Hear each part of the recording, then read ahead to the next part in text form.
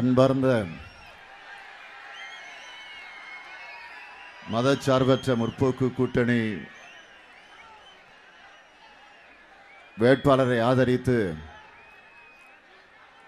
நடைபெறக்கூடிய இந்த மாபெரும் பொதுக்கூட்டத்தினுடைய தலைவர், சேலம் மத்திய மாவட்ட கழகத்தினுடைய செயலாளர் ராஜேந்திரன் அவர்களே, வரவேற்று மகிழ்ந்திருக்கக்கூடிய மேற்கு மாவட்ட கழகத்தினுடைய செயலாளர் எஸ்ஆர் சிவலிங்கம் அவர்களே, முன்னிலை ஏற்றுள்ள கிழக்கு மாவட்ட கழகத்தினுடைய பொறுப்பாளர் வீரபாண்டி ராஜா அவர்களே,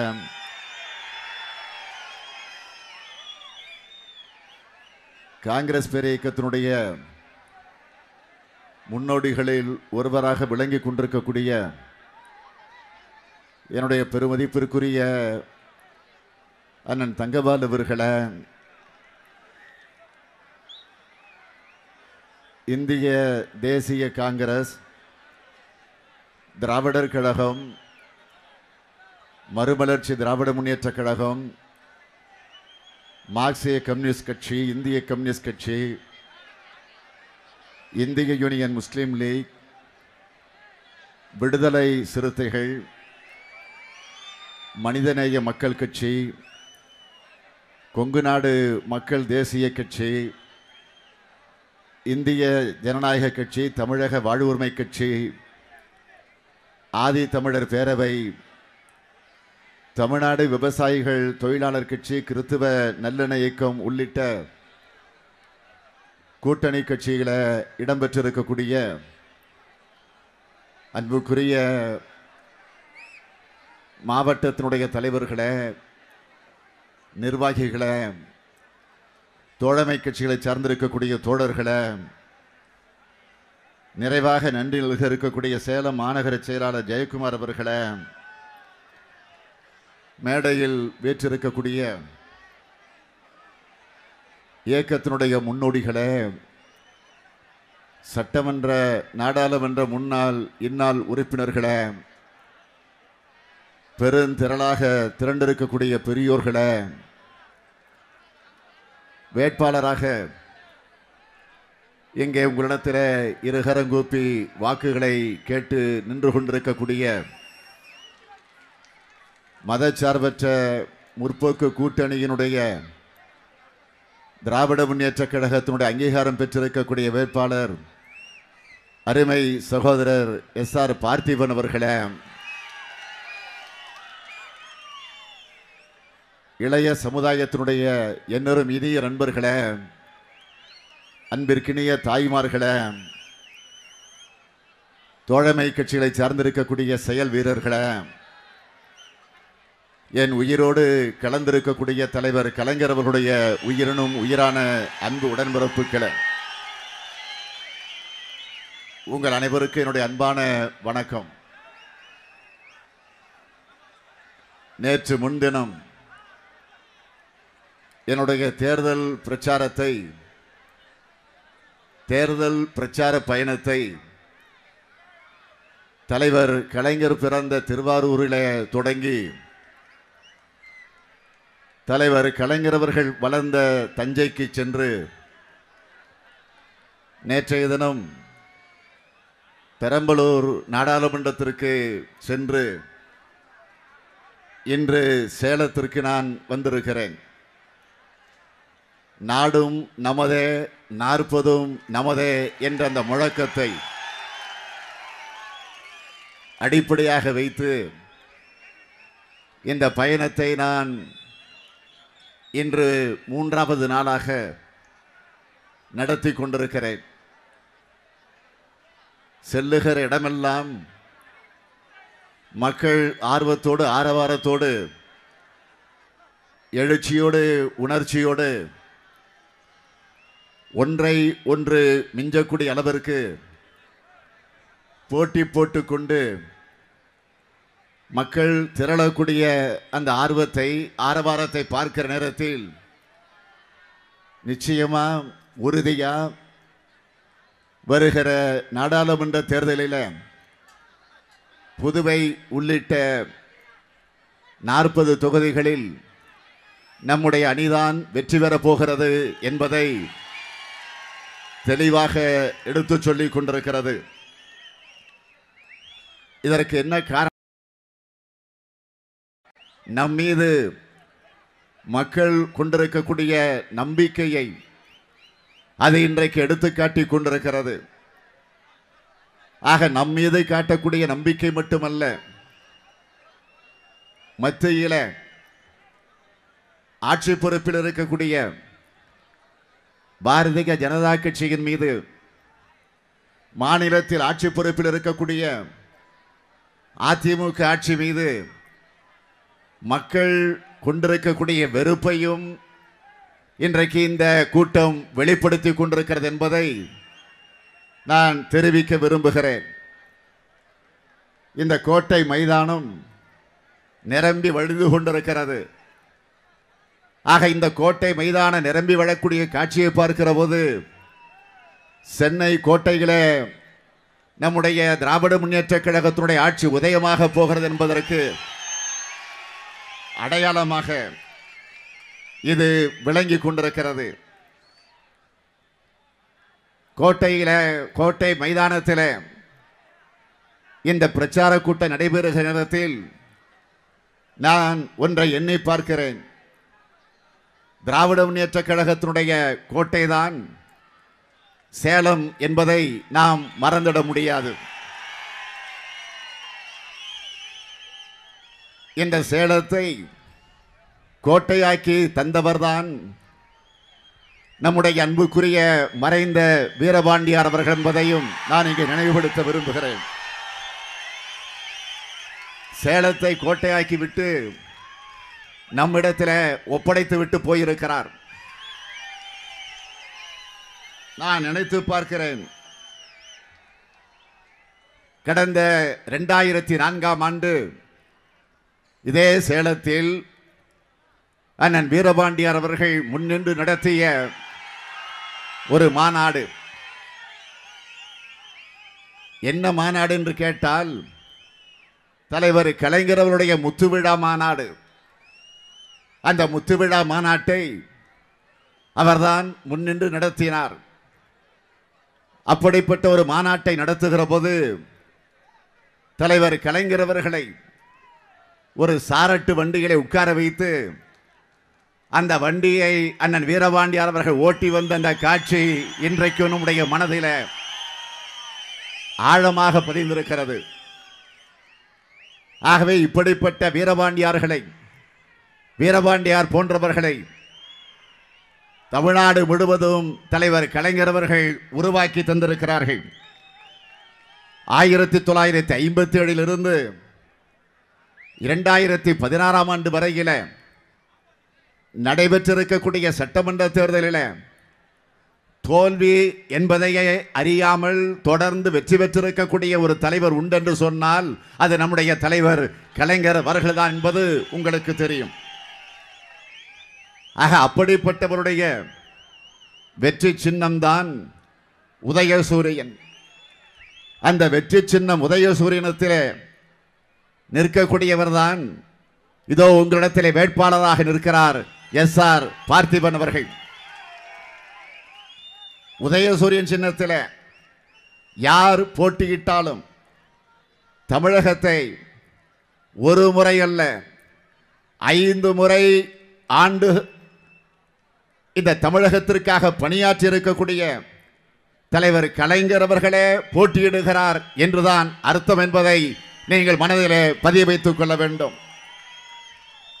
உதயசூரியன் சின்னத்தில் யார் போட்டியிட்டாலும் பள்ளி மாணவனாக 13 வயதை பெற்றிருக்கக்கூடிய தலைவர் கலைஞர் அவர்கள் திருவாரூர் நகர வீதிகளில் புலி வில் கயல் பதிந்திருக்கக்கூடிய தமிழ் கொடியை கையில் ஏந்தி கொண்டு நம்முடைய தாய்மொழியாம் தமிழ் மொழியை காத்திட வேண்டும் என்பதற்காக அங்கிருக்கக்கூடிய மாணவர்களை ஒன்று திரட்டி இந்தி ஒழிக தமிழ் வாழ்க, ஓடி வந்த இந்தி பெண்ணே கேள், நீ தேடி வந்த கோழை உள்ள நாடிதல்லவே என்று போர்பரணி பாடிய தலைவர் கலைஞர் அவர்களே போட்டியிடுகிறார் என்றுதான் அது அர்த்தமாக அமைந்திட முடியும்.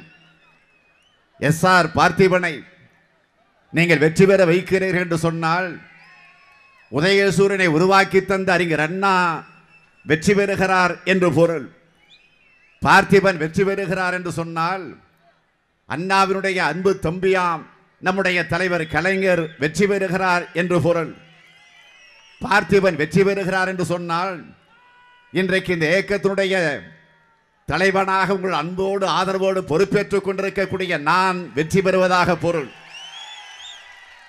ஆக அந்த உணர்வோடு நான் உங்களை எல்லாம் கேட்டுக்கொள்ள விரும்புவது, உதயசூரியன் சின்னத்தில் நீங்கள் ஆதரவு தந்து நம்முடைய வேட்பாளர் எஸ்ஆர் பார்த்திபன் அவர்களை வெற்றி பெற வச்சு நாடாளுமன்றத்திற்கு அனுப்பி வைக்க வேண்டும் என்று உங்களை எல்லாம் நான் கேட்டுக்கொள்ள விரும்புகிறேன். உதயசூரியன் உதித்ததற்கு பிறகுதான் இந்த தமிழ் சமுதாயம் வெளிச்சத்தை பார்த்திருக்கிறது. தாழ்த்தப்பட்ட, பிற்படுத்தப்பட்ட, சிறுபான்மை சமுதாயத்தை சார்ந்திருக்கக்கூடிய அந்த தரப்பு மக்கள் கல்வியை கற்க முடிந்தது, வேலை வாய்ப்பை பெற முடிந்தது, தன்னம்பிக்கையை பெற முடிந்தது. நாம் மனிதர்கள் என்ற அந்த உணர்வை பெறுவதற்கு உதயசூரியன் சின்னம்தான் காரணமாக அமைந்திருக்கிறது. உதயசூரியன் சின்னத்தின் அடிப்படையில் தான் பள்ளிகள் திறக்கப்பட்டன, கல்லூரிகள் உருவாகி இருக்கிறது. நம்முடைய பிள்ளைகள் பொறியாளர்களாக, இன்ஜினியர்களாக, மருத்துவர்களாக, வழக்கறிஞர்களாக இன்றைக்கு உருவாகி இருக்கிறார் என்று சொன்னால் அதற்கு காரணம் நம்முடைய உதயசூரியன் சின்னம்தான். உயர்கல்வி பெற்றவர்கள் உன்னதமான இடத்திற்கு இன்றைக்கு வந்திருக்கிறார்கள் என்று சொன்னால் நம்முடைய உதயசூரியன் சின்னம்தான் அதற்கு காரணமாக இருந்திருக்கிறது. அது மட்டுமல்ல, இதோ பக்கத்தில் இருக்கக்கூடிய சையத் அபி தெரு, அந்த தெருவிலே தான் தலைவர் கலைஞர் அவர்கள் 1.5 ஆண்டு காலம் குடியிருந்திருக்கிறார்கள் என்பதையும் நான் இங்கே நினைவு கூற விரும்புகிறேன். ஆகவே இன்றைக்கு இந்த சமுதாயம் இந்த அளவுக்கு ஓங்கி வளர்ந்து கம்பீரமாக நிற்பதற்கு காரணமாக இருந்தது நம்முடைய திராவிட இயக்கம். அந்த திராவிட இயக்கத்திற்கு அடித்தளம் அமைத்தது இந்த சேலம்தான் என்பதை நான் இங்கே பெருமையோடு குறிப்பிட விரும்புகிறேன். சுயமரியாதை இயக்கத்தையும் நீதி கட்சியும் இணைத்து திராவிடர் கழகம் என்ற பெயர் மாற்றம் 1944ஆம் ஆண்டு நடந்திருக்கிறது. அந்த 44ஆம் ஆண்டு அந்த பெயர் மாற்றம் நடந்த ஊர்தான் இந்த சேலம் என்பதையும் நான் குறிப்பிட விரும்புகிறேன். அப்படிப்பட்ட அந்த அந்த நிலை உருவாகிய நேரத்தில் அப்பொழுது அறிஞர் அண்ணா அவர்கள் ஒரு தீர்மானத்தை கொண்டு வந்தார்கள். அந்த தீர்மானத்திற்கு என்ன பெயர் சூட்டப்பட்டது என்று சொன்னால் அண்ணாதுரை தீர்மானம் என்றே சூட்டப்பட்டிருக்கிறது. ஆகவே இதையெல்லாம் நான் இங்கே நினைவு கூற விரும்புகிறேன். அது மட்டுமல்ல, எப்படி 1.5 ஆண்டு காலம் இதே கோட்டைக்கு பக்கத்தில் இருக்கக்கூடிய சையத் அபி தெருவில கலைஞர் குடியிருந்தார் என்று நான் சொன்னேனே. ஆக எந்த நிலையில் அவர் குடியிருந்தார் என்று சொன்னால் தலைவர் கலைஞருடைய வாழ்க்கையிலும் இந்த சேலம் மறக்க முடியாத ஊர் என்பதை நீங்கள் அறிவீர்கள். திரைப்படத்திற்கு வசனகர்த்தாவாக அவர் வருகிற நேரத்தில், அந்த பணியை நிறைவேற்ற வருகிற நேரத்தில் இதே சேலம் மாடர்ன் தியேட்டர்ஸில் தலைவர் கலைஞர் அவர்கள் அங்கே பணியாற்றி இருக்கிறார்கள்.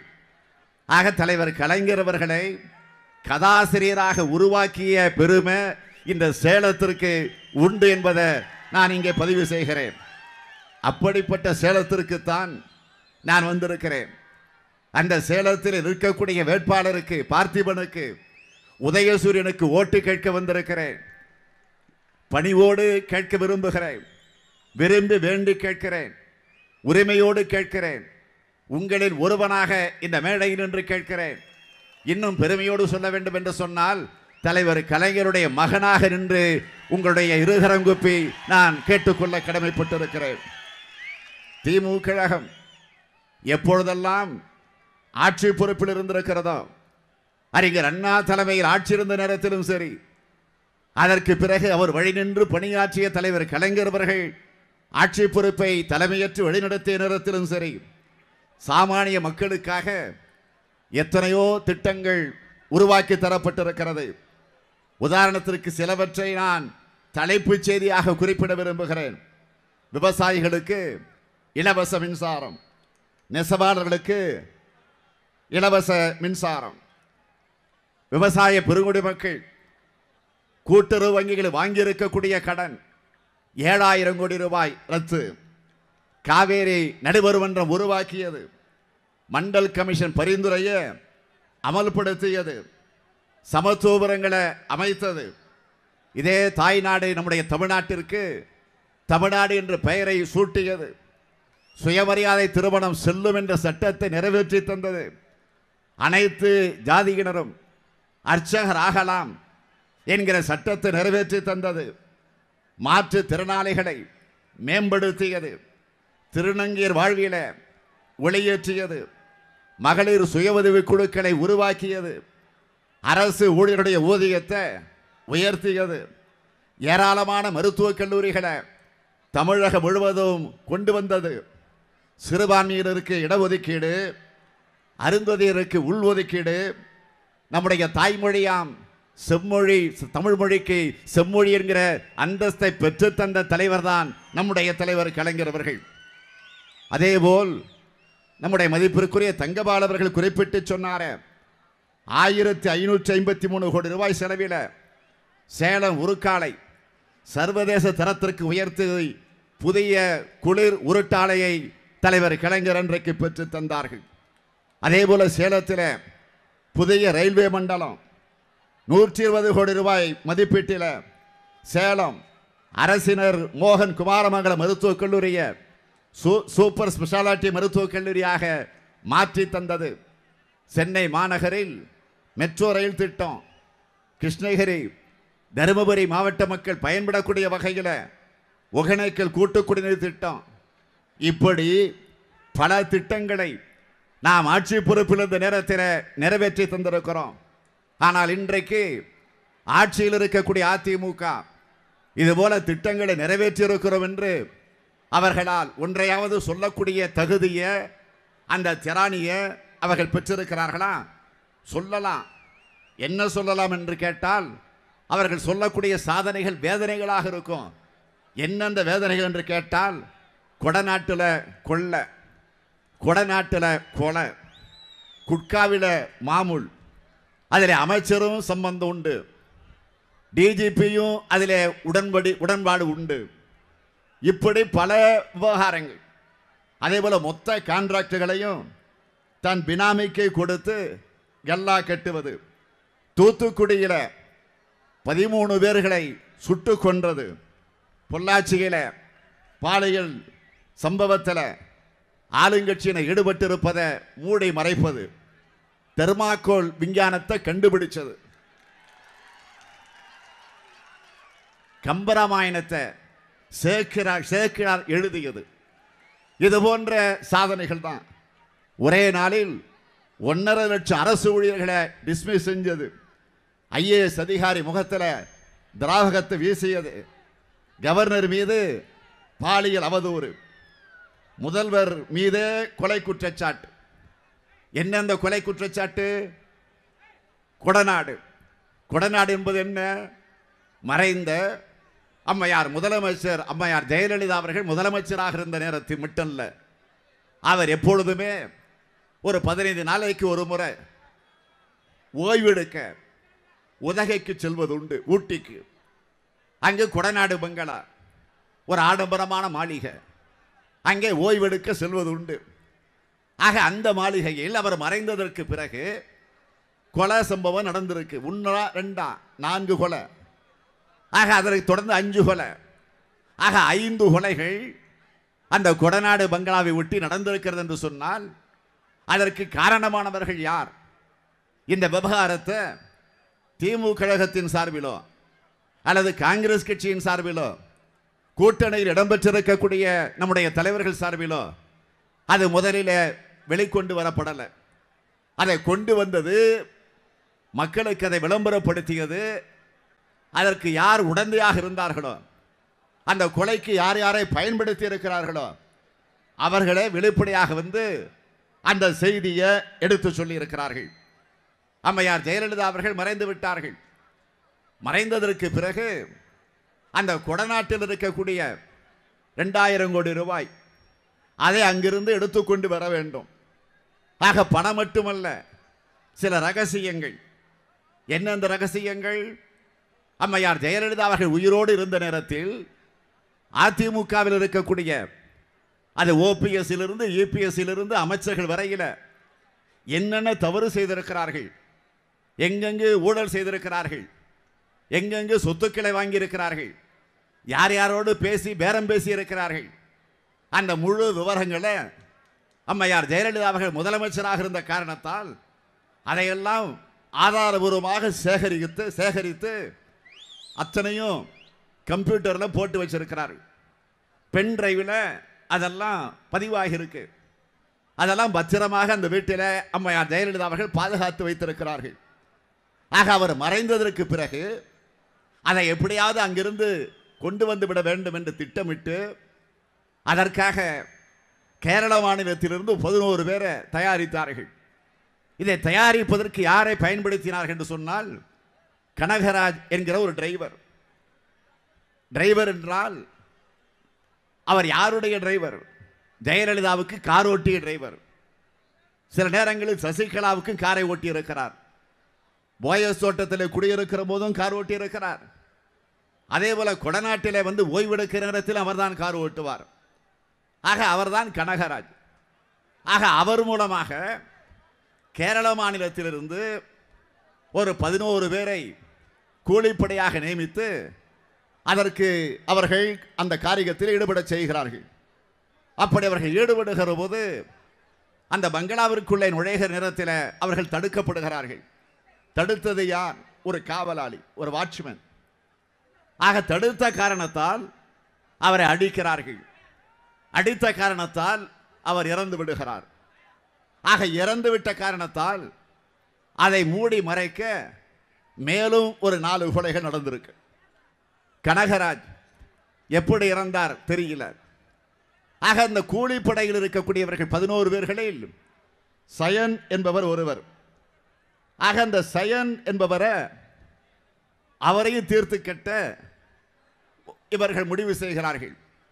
அதற்காக ஒரு முறை அவர் தன்னுடைய குடும்பத்தோடு, தன்னுடைய மனைவியோடு, தன்னுடைய மகளோடு அந்த சயன் என்பவர் காரிலே போய் கொண்டிருக்கிற போது ஒரு விபத்து ஏற்படுகிறது.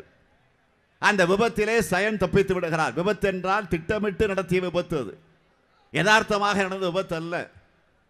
ஆகவே தீர்த்து கட்ட வேண்டும், குடும்பத்தோடு தீர்த்து கட்ட முடிவு செஞ்சு ஒரு விபத்தை ஏற்படுத்துகிறார்கள். அதிலிருந்து சயன் தப்பித்து விடுகிறார். ஆனால் அவருடைய மனைவி, அவருடைய மகள் சம்பவம் நடந்த இடத்திலே இறந்து விடுகிறார்கள். ஆக அந்த சயன் தான் இப்பொழுது வெளியிலே வந்து இந்த செய்தியை சொல்லி இருக்கிறார். ஆக அந்த சயன் ஏற்கனவே இந்த வழக்கு சம்பந்தமாக கைது செய்யப்பட்டு சிறையில் இருந்து அதற்கு பிறகு ஜாமீனிலே வெளியிலே வந்திருக்கக்கூடியவர். அப்படி ஜாமீனில் வெளியிலே வந்திருக்கக்கூடிய அந்த சயன் தான் இந்த விவகாரங்களை எல்லாம் ஆதாரத்தோடு செய்தியாக பத்திரிகையாளர்களை, ஊடகத்துறையை சார்ந்தவர்களை எல்லாம் அழைத்து பேட்டியாக தருகிறார். ஆக உள்ளே இருக்கக்கூடிய இந்த 2000 கோடி ரூபாய் பணத்தை எடுத்துக்கொண்டு வந்துவிட்டால் அங்கு இருக்கக்கூடிய பென்டிரைவ், சில ஆதாரபூர்வமான சில ரெக்கார்டுகள், இதையெல்லாம் எங்கள் கொண்டு வந்து கொடுத்து விட்டால் 5 கோடி ரூபாய் உங்களுக்கு வழங்கப்படும் என்று எங்களுக்கு பேரம் பேசப்பட்டது. பேசியது கனகராஜ். அந்த கனகராஜ் யார் சொல்லி செய்கிறார் என்று விசாரித்த நேரத்தில் முதலமைச்சர் எடப்பாடி பழனிசாமி சொல்லித்தான் இந்த காரியத்தை செய்திருக்கிறோம் என்று வெளிப்படையாக இந்த செய்திகள் வந்திருக்கிறது. நான் கேட்கிறேன், இதுவரையில் எடப்பாடி பழனிசாமி ஒரு முதலமைச்சராக இருக்கிறார். இதுவரையில் சயன் சொன்னது தவறு. அது மட்டும் இல்லை, கனகராஜனுடைய இறந்து போன கனகராஜனுடைய சகோதரர், அவருடைய அண்ணன் தனபால், அவர் பேட்டி தந்திருக்கிறார். இதில் வேடிக்கை என்னன்னு கேட்டீங்கன்னா, அவங்களாம் அதிமுகவை சார்ந்திருக்கக்கூடியவர்கள். எம்ஜிஆர் மன்றத்தினுடைய துணைத் தலைவராக இருக்கக்கூடியவர் தான் கனகராஜ். அவருடைய சகோதரர் தனபால் அவர்கள் திட்டவட்டமாக இது குறித்து விளக்கமாக செய்தியை வெளியிட்டிருக்கிறார். திட்டமிட்டு நடந்திருக்கிறது. ஆக இதற்கு முறையான விசாரணை தேவை என்று செய்தியாளர்களிடத்தில் அவரும் சொல்லியிருக்கிறார். ஆனால் இதுவரையில் சயன் சொன்னதற்கும் அதே போல கனகராஜனுடைய சகோதரர் தனபால் சொன்னது விளக்கத்திற்கும் EPS எடப்பாடி பழனிசாமி அவர்கள் இதுவரையில் ஒரு மறுப்பு செய்தி வெளியிட்டிருக்கிறாரா? அல்லது தனபால் அவர்கள் மீது இதுவரையில் வழக்கு போட்டிருக்கிறாரா? ஏன் போடல? ஆக அமைதியாக இருக்கிற காரணத்தினால சந்தேகம் இன்னும் வலுக்கிறதா இல்லையா? இப்பொழுது கூட சயனை சிறையில் அடைச்சி வச்சிருக்கிறாங்க. இந்த விவகாரம் வெளியில் இப்போ வந்ததற்கு பிறகு அடைச்சி வச்சது மட்டும் இல்லை, அங்கே பல கொடுமைகளை செஞ்சுக்கிட்டு இருக்கிறாங்க. போலீஸ் அதிகாரிகளை விட்டு கொஞ்சம் அமைதியாக இரு, இதெல்லாம் வெளியில் சொல்லாத, இன்னும் கொஞ்சம் பணம் தருகிறோம் என்று சொல்லி மிரட்டப்படக்கூடிய இந்த செய்திகள் தான் வந்து கொண்டிருக்கிறது. ஆனால் நான் ஒன்றை மட்டும் இங்கே தெரிவோடு தெரிவிக்க விரும்புகிறேன். விரைவில் தமிழ்நாட்டில் திராவிட முன்னேற்ற கழகத்தினுடைய ஆட்சி வருகிற நேரத்தில் இந்த உண்மைகள் எல்லாம் கண்டுபிடிக்கப்பட்டு அந்த உரிய தண்டனைக்குரியவர்களை சிறைகளை கொண்டு போய் அடைத்து வைப்பதுதான் முதல் வேலையாக நம்முடைய வேலையாக இருக்கும் என்பதை நான் அழுத்த நிறுத்தமாக குறிப்பிடுகிறேன். அதனால்தான் திராவிட முன்னேற்ற கழகத்தினுடைய தேர்தல் அறிக்கையில் இந்த பிரச்சனை குறித்து, இந்த கொடநாடு விவகாரம் குறித்து சிபிஐ விசாரணை நடத்துவோம் என்ற உறுதிமொழி தரப்பட்டிருக்கு. ஆக அந்த உறுதிமொழி விரைவில் நிறைவேற்றப்படும். ஊழல் செஞ்சிட்டு கைதானவர் முதலமைச்சராக இருந்த அம்மையார் ஜெயலலிதா அவர்கள். இப்போ ஊழல் மட்டும் இல்ல, கொலை செஞ்சிட்டு கைதாகக்கூடிய ஒரு சூழ்நிலையை வரலாற்றில் படைக்க இருக்கக்கூடியவர் தான் இப்பொழுது முதலமைச்சராக இருக்கக்கூடிய எடப்பாடி பழனிசாமி அவர்கள். இதில் எடப்பாடி பழனிசாமிக்கு வேண்டுமானால் இது அவமானம் இல்லாமல் இருக்கலாம். ஆனால் தமிழ்நாட்டுக்கு அவமானம், தமிழக அரசியலுக்கு அவமானம், தமிழ்நாட்டினுடைய எதிர்காலத்திற்கு இது ஒரு மிகப்பெரிய அவமானமாக வந்து சேர்ந்திருக்கிறது. அது மட்டும் அவருக்கு கீழே பணியாற்றி கொண்டிருக்கக்கூடிய OPS, அதை தொடர்ந்து இருக்கக்கூடிய அமைச்சர்கள், ஒரு கேபினெட் என்று சொன்னால் ஒரு கிரிமினல் கேபினெட் தமிழ்நாட்டில் அமைஞ்சிருக்கு. எப்படி இது கிரிமினல் கேபினெட் என்று சொல்லுகிறோம் என்று சொன்னால், OPS நிதித்துறை அமைச்சர், துணை முதலமைச்சர், அவர் மீது சொத்து குவிப்பு வழக்கு நீதிமன்றத்தில் இருக்கிறது. அதேபோல் உள்ளாட்சித்துறை அமைச்சர் வேலுமணி அவர்கள் மீது ஸ்மார்ட் சிட்டி ஊழல் அது வழக்கு நீதிமன்றத்தில் இருக்கு. அதேபோல மின்துறை அமைச்சர் தங்கமணி அவர் மீது நிலக்கரி ஊழல், சுகாதாரத்துறை அமைச்சர் விஜயபாஸ்கர் அவர் மீது குட்கா ஊழல், முட்டையிட ஊழல், மின் விளக்கு வாங்குவதிலே ஊழல். ஆக கமிஷன் இல்லாத இடமே இல்லை, கமிஷன் வாங்காத அமைச்சரை இல்லை, கரப்ஷன் இல்லாத துறையே இல்லை என்ற நிலையில கமிஷன், கரப்ஷன், கலெக்ஷன் என்ற அந்த நிலையிலே தான் இந்த ஆட்சி நடந்து கொண்டிருக்கிறது. இதை பற்றியெல்லாம் யாரிடத்தில் புகார் தர வேண்டும்? நியாயமா? லஞ்ச ஒழிப்புத்துறை அதிகாரியிடத்தில் தான் புகார் தரணும். புகார் தர முடியாது. காரணம் அவர் மீதே புகார் இருக்கு இப்போ. சரி, அதற்கு மேல யார்? DGP ராஜேந்திரன். ஆக தலைமை காவல்துறையினுடைய அதிகாரி DGP, அவர் மீது இன்றைக்கு குட்கா ஊழல் இருக்கு. ஆக அவரிடத்திலும் புகார் தர முடியாது. சரி, அதற்கு மேல யார்? தமிழகத்தினுடைய ஆளுநர், கவர்னர்.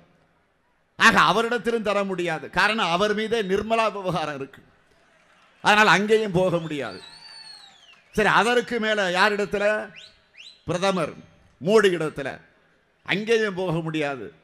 காரணம் அவர் மீதே ரஃபேல் ஊழல் விவகாரம் சந்தி சிரிச்சுக்கிட்டு இருக்கு. ஆகவேதான் அவர்களிடத்திலெல்லாம் புகார் தர முடியாது.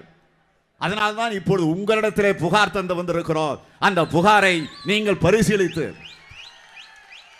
அதற்குரிய தண்டனையை நீங்கள் வழங்கிட வேண்டும் என்று சொன்னால், இந்த சேலம் தொகுதியினுடைய நாடாளுமன்றத்திற்கு போட்டியிடக்கூடிய நம்முடைய கழக வேட்பாளர், முற்போக்கு கூட்டணியினுடைய வேட்பாளராக உங்களிடத்தில் ஒப்படைக்கப்பட்டிருக்கக்கூடிய சகோதரர் SR பார்த்திபன் அவர்களை பெருவாரியான வாக்கு வித்தியாசத்தில் நீங்கள் வெற்றி பெற வைக்க வேண்டும்.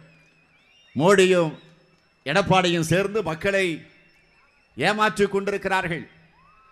ஆக 2 பேர் சேர்ந்து தான் ஏமாற்றிக்கிட்டு இருக்கிறாங்க நினைச்சிட்டு வந்தோம். இப்போ புதுசா இப்போ 3வது ஒருத்தர் சேர்ந்து இருக்கிறார். இப்போ யாருன்னு தெரியும் உங்களுக்கு? பெருமதிப்பிற்குரிய ஐயா அவர்கள், பெரிய ஐயா அவர்கள் சேர்ந்திருக்கிறார்கள். 5 வருஷமா நாம கூட இப்படி திட்டினது கிடையாது. ஆளுங்கட்சி அதிமுகவை பார்த்து திட்டாத திட்டே கிடையாது. அவ்வளவு திட்டு, கேவலமான முறையில் திட்டு, அப்படியெல்லாம் திட்டி திட்டி தீர்த்திட்டு இப்போ கூட்டு சேர்ந்திருக்கிறார். ஏன்னா கேட்டதெல்லாம் இப்போ கிடைச்சிருக்கு. அவருக்கு சீட்டு மட்டுமா கிடைச்சிருக்கு? எல்லாம் கிடைச்சிருக்கு. ஒருவேளை கேட்டதை விட அதிகம் கூட கிடைச்சிருக்கலாம். ஆக அதற்காக ஒரு கூட்டு. இதே கூட்டு சேர்ந்திருக்கக்கூடிய பெரிய ஐயா அவர்கள் அம்மையார் ஜெயலலிதா அவர்களை பற்றி, அவருடைய வாழ்க்கை வரலாற்றை பற்றி, அந்த அம்மையார் கொள்ளையடித்து இருக்கக்கூடிய அந்த ஊழல்களை, அந்த விவகாரங்களை பற்றியெல்லாம் அவர் புத்தகமாகவே அச்சிட்டு அதிமுகவின் கதை என்ற அந்த தலைப்பில் வெளியிட்டிருக்கிறார். கவர்னரிடத்தில் போய் மனு தந்திருக்கிறார்கள். அதில் கையொப்பமிட்டு அந்த மனுவை தந்திருக்கிறார்கள். இதில் வேடிக்கை என்னன்னு கேட்டீங்கன்னா, அந்த புத்தகத்தில் ஒரு இடத்துல குறிப்பிடுகிறார், தான் கொள்ளை அடித்ததெல்லாம் வச்சுக்கிட்டு, அதெல்லாம் ஒரு முதலீடாக வச்சுக்கிட்டு முதலமைச்சர் பதவியை குத்தகைக்கு எடுத்திருக்கிறார் எடப்பாடி பழனிசாமி. சொன்னது நான் அல்ல, பெரியய்யா சொன்னது. கடவுள் இல்லை என்று சொன்ன முதலமைச்சர்களை நாம் பார்த்திருக்கிறோம். கடவுள் உண்டென்று நிலையிலே இருந்த முதலமைச்சர்களை நாம் பார்த்திருக்கிறோம். ஆனால் நான் தான் கடவுள் என்று சொல்லிக் கொண்டிருக்கக்கூடிய ஒரு முதலமைச்சர் எடப்பாடி பழனிசாமி. இதையும் சொன்னது நான் அல்ல, பெரியய்யா சொன்னது. எடப்பாடிக்கும் மணியடிக்கக்கூடிய பூசாரியாக இப்போ புதுசா 2 பூசாரி, அதுதான் பெரியய்யா சின்னையா. மணியடிக்கிற பூசாரியாக இன்றைக்கு கிளம்பி இருக்கிறார்கள். நம்முடைய கூட்டணியை பொறுத்த வரைக்கும் ஏதோ தேர்தலுக்காக மாத்திரம் அமைந்திருக்கிறது என்று நீங்கள் கருத வேண்டிய அவசியம் இல்லை. ஏறக்குறைய 2-3 ஆண்டு காலமாக மக்களுடைய பிரச்சனைகளை மையமாக வச்சு, அது மத்திய அரசாங்கமாக இருந்தாலும் மாநில அரசாங்கமாக இருந்தாலும், அவர்கள் செய்கிற தவறுகளை, ஊழல்களை, லஞ்ச லாவண்யமிக்க செய்திகளை அறிந்து புரிந்து நாம் அதற்கு குரல் கொடுத்து கொண்டிருக்கிறோம். விவசாயிகள் பிரச்சனையா போராடுகிறோம். நெசவாளர்களுக்கு துன்பம் ஏற்படுகிறதா ஓடோடி வருகிறோம். அரசு ஊழியர்களுடைய பிரச்சனையா செவி சாய்க்கிறோம். வீதிக்கு வந்து போராடுகிறோம். சாலை மறியல் நடத்துகிறோம். ஆர்ப்பாட்டத்தில் ஈடுபடுகிறோம். மறியல் செய்கிறோம். உண்ணாவிரத போராட்டத்தை நடத்துகிறோம். விவசாயிகளுக்காக வழிநடை பயணத்தை நடத்தணும். ஆக கடந்த 2-3 ஆண்டு காலமாக நாங்கள் ஒன்று சேர்ந்து நடத்திய அந்த அமைப்பு தான் இன்றைக்கு கூட்டணியாக தேர்தலில் கூட்டணி அமைத்து போட்டியிடக்கூடிய நிலையில் நாம் ஈடுபட்டிருக்கிறோம். ஆக இது ஒரு கொள்கை கூட்டணி. ஆனால் இன்றைக்கு எதிரணிகள் அமைந்திருக்கக்கூடிய கூட்டணியை பொறுத்த வரைக்கும் அது கொள்கை கூட்டணி அல்ல, பேரத்தின் அடிப்படையிலே நடந்திருக்கக்கூடிய கூட்டணி. ஆக அதை நீங்கள் புரிந்து கொண்டாக வேண்டும். ஆகவேதான் நான் தெரிவிக்க விரும்புவது, திராவிட முன்னேற்ற கழகத்தினுடைய தேர்தல் அறிக்கையை நான் வெளியிட்டு விட்டுத்தான் என்னுடைய பிரச்சார பயணத்தை நான் தொடங்கினேன். இதோ என் கையில் அந்த புத்தகம் இருக்கிறது. திராவிட முன்னேற்ற கழகம் ஆட்சிக்கு வருகிற நேரத்தில், திராவிட முன்னேற்ற கழகத்தினுடைய ஆதரவு பெற்ற கூட்டணி ஆட்சி மத்தியில் அமைகிற நேரத்தில் நாம் என்னென்ன செய்ய போகிறோம் என்பதை பற்றியெல்லாம் இந்த அறிக்கையில் தெளிவாக எடுத்து சொல்லியிருக்கிறோம். அதில் ஒன்று முக்கியமான ஒன்று, சென்னை சேலம் 8 வழி பசுமை விரைவுச்சாலை அமைக்கக்கூடிய திட்டத்தை காஞ்சிபுரம், திருவண்ணாமலை, கிருஷ்ணகிரி, தருமபுரி, சேலம் ஆக 5 மாவட்டங்களுடைய விவசாயிகள் இதனால் மிக மோசமான நிலைமைக்கு, கடுமையான அளவிற்கு அதை எதிர்த்து கொண்டிருக்கிறார்கள். என்ன காரணம்? 8 வழிச்சாலை அமைக்கிற காரணத்தால் 8000 ஏக்கர் விளைநிலம் பாதிக்கப்படுகிறது. 300 ஏக்கர் வனநிலங்கள் 8 மலைகள் அழிக்க வேண்டிய ஒரு கட்டாயம் வருகிறது. 10,000ற்கு மேற்பட்ட கிணறுகள், 154 பெரிய ஏரிகள், 314 சிறிய குளங்கள், 20 பள்ளிகள், 250க்கு மேற்பட்ட பழமை வாய்ந்த கோவில்கள், 30,000 தென்னை மரங்கள், 4,000 கிணறுகள், 6,700 ஆழ்துளை கிணறுகள், 28,000 குடியிருப்புகள் அழிக்கப்படும் என்று புள்ளி விவரம் எடுத்து சொல்லுகிறது. ஆகவே இப்படிப்பட்ட நிலையில் பல்லாயிரக்கணக்கான மக்களின், குறிப்பாக பெண்கள் மற்றும் குழந்தைகளின் வாழ்வாதாரத்தை பாதிக்கக்கூடிய இந்த திட்டத்தை கமிஷனுக்காக நிறைவேற்றிய தீர்வோம் என்று அந்த பிடிவாதமாக எடப்பாடி பழனிசாமி அவர்கள் பச்சை மரங்களை எல்லாம் இன்றைக்கு வெட்டி வீழ்த்தி கொண்டிருக்கிறார். விவசாயிகளிடம் உள்ள 1/2 ஏக்கர் 1 ஏக்கர் நிலத்தையும் இன்றைக்கு பலவந்தமாக பிடுங்கிக் கொண்டிருக்கிறார்கள். அதை தடுக்க சென்றால் அவர்கள் தாக்கப்படுகிறார்கள், கைது செய்யப்படுகிறார்கள் என்ற நிலை இருந்து கொண்டிருக்கிறது. ஆகவே இதை தடுத்து நிறுத்த வேண்டும் என்ற அடிப்படையிலே தான் இந்த நாடாளுமன்ற தேர்தல் அறிக்கையில் நாம் தெளிவாக சொல்லுகிறோம். 5 மாவட்ட விவசாயிகளும் பொதுமக்களும் ஏற்காத சென்னை சேலம் 8 வழி விரைவுச்சாலை திட்டம் ரத்து செய்யப்படும் என்று இந்த அறிக்கையில் அறிவித்திருக்கிறோம்.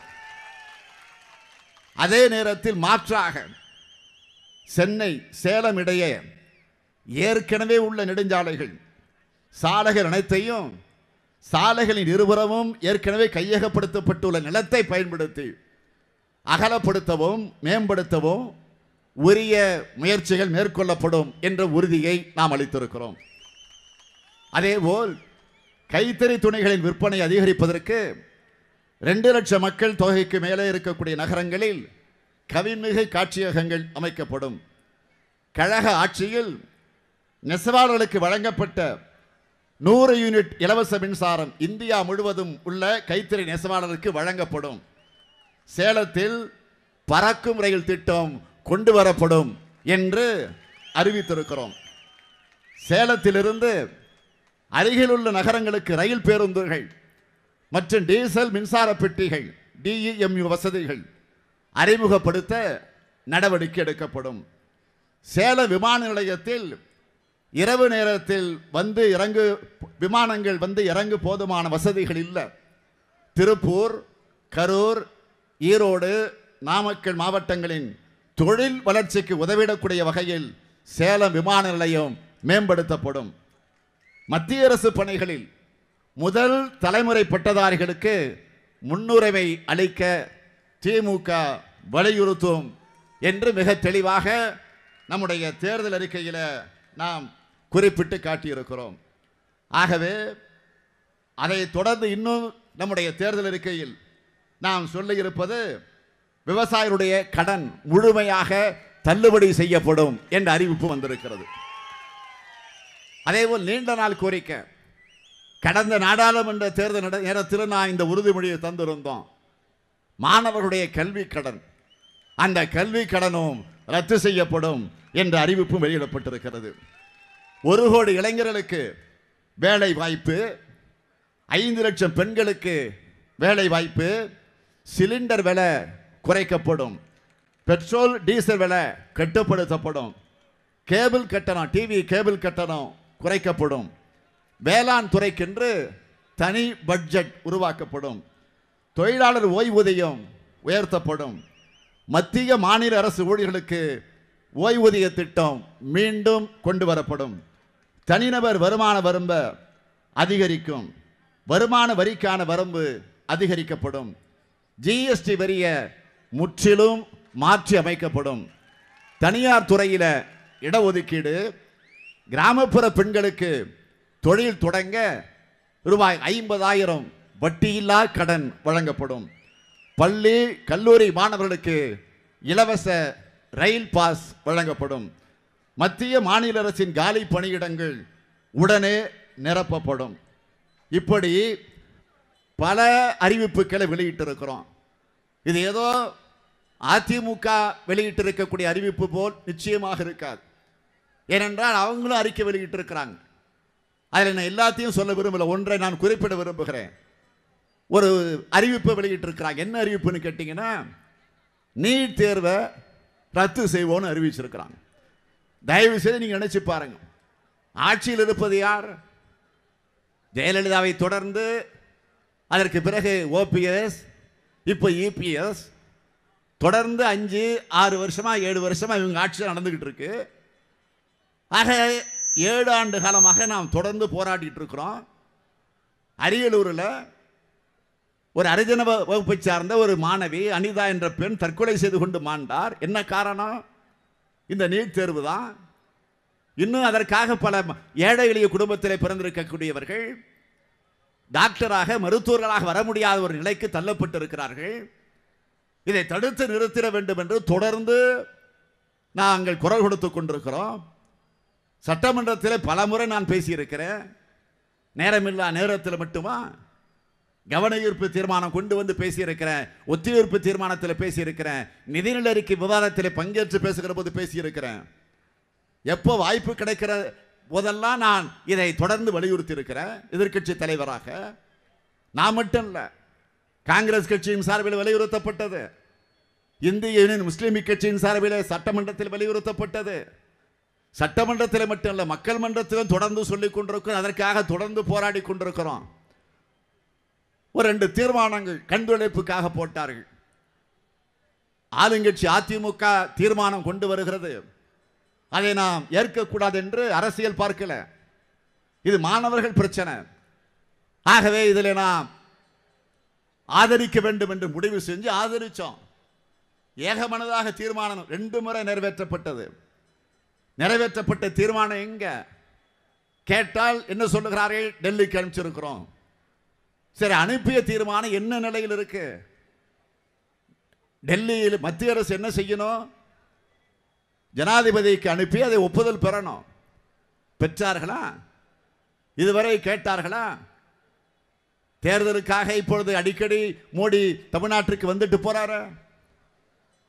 இதே முதலமைச்சர், துணை முதலமைச்சர், அமைச்சர் எத்தனை முறை டெல்லிக்கு போயிட்டு வந்துகிட்டு இருக்கிறாங்க. எதற்காக? என்ன காரணம்? இந்த நீட் பிரச்சனை பற்றி பேசவா? பேசி இருக்கிறார்களா? கிடையாது. ஆனால் இப்பொழுது நீட்டை ரத்து செய்வோம் என்று ஒரு அறிவிப்பு வெளியிட்டு இருக்கிறீங்களா? அதற்கான பயிற்சி வகுப்பெல்லாம் நடந்துகிட்டு இருக்குப்போ. இன்று காலையில் எனக்கு வந்திருக்கக்கூடிய செய்தி அடுத்த ஆண்டுக்கு தயாராகிடுச்சுன்னு இப்போ செய்தி வந்துட்டு இருக்கு. ஆக இப்படியெல்லாம் செஞ்சுட்டு தேர்தல் அறிக்கையில் இந்த நாட்டில் இருக்கக்கூடிய மக்களை ஏமாற்ற, குறிப்பாக இளைஞர்களை ஏமாற்ற ஒரு அறிவிப்பை வெளியிட்டு இருக்கிறார்களே தவிர வேற அல்ல. ஆகவே திராவிட முன்னேற்ற கழகத்தை பொறுத்த வரைக்கும் கலைஞர் அவர்கள் எப்பொழுதெல்லாம் தேர்தல் அறிக்கை வெளியிடுகிறாரோ அதில் தலைப்புச் செய்தி 2 வரியை சொல்லுவார்கள். சொன்னதை செய்வோம், செய்வதை சொல்வோம் என்ற அறிவிப்பை வெளியிடுவார்கள். ஆக இப்பொழுது நான் சொல்லுகிறேன், கலைஞரின் மகனான ஸ்டாலினும் சொல்லுகிறேன், சொன்னதைத்தான் செய்வோம், செய்வதைத்தான் சொல்வோம். ஆக நாடு நலம் பெறுவதற்கு நீங்கள் திராவிட முன்னேற்ற கழகத்தினுடைய வேட்பாளராக நிற்கக்கூடிய, உங்களுடைய கூப்பிட்ட குரலுக்கு ஓடி வரக்கூடிய ஒரு தொண்டனாக இருந்து பணியாற்றக்கூடிய நம்முடைய அருமை சகோதரர் பார்த்திபன் அவர்கள் உங்களிடத்தில் வேட்பாளராக நிறுத்தப்பட்டிருக்கிறார். அவருக்கு நீங்கள் எல்லாம் உதயசூரியன் சின்னத்தில் ஆதரவு தந்து ஒரு மிகப்பெரிய வெற்றியை தேடித்தர வேண்டும் என்று உங்களை எல்லாம் அன்போடு கேட்டு, நீண்ட நேரமாக கொளுத்துகின்ற வெயிலில் நீங்கள் இங்கே உட்கார்ந்து இருக்கக்கூடிய காரணத்தால் இன்னும் அதிக நேரம் உங்களை கொடுமைப்படுத்த விரும்பல. ஏற்கனவே இந்த ஆட்சியினுடைய கொடுமையை உங்களால் தாங்க முடியல. அந்த கொடுமையை சந்திக்கிற போது இந்த கொடுமை உங்களுக்கு பெரிதாக இல்லை என்று சொன்னாலும் நான் உங்களை துன்பப்படுத்த விரும்பல. எனவே உதயசூரியனுக்கு ஆதரவு தாருங்கள், பார்த்திபன் அவர்களை வெற்றி பெற வையுங்கள் என்று உங்கள் அன்போடு கேட்டு விடைபெறுகிறேன். நன்றி, வணக்கம்.